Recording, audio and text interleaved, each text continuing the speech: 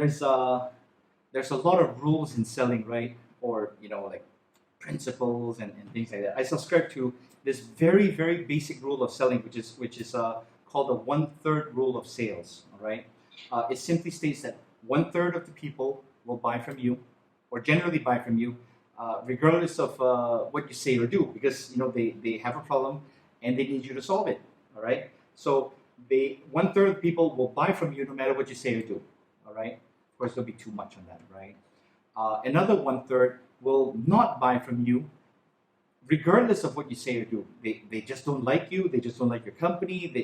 Something rubs them the wrong way. Nothing you will say will get them to buy from you. Then we have another 1/3, the middle 1/3, that may buy from you depending on what you say or do. Now, this middle 1/3 is where we get the sales superstars and we get the massive incomes of sales professionals.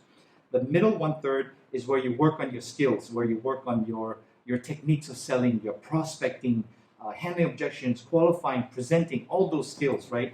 Because that middle 1/3 may buy from you depending on what you say or do. Now, let me ask you this question, or let me raise this up, and then maybe you answer it yourself. If your closing ratio is less than 20 or 30%, that means you're only selling to the 1/3 that already have the probability to buy from you. Okay, you're missing out on sales, you're missing out on income, you're missing out on revenue, you're missing out on the success of selling.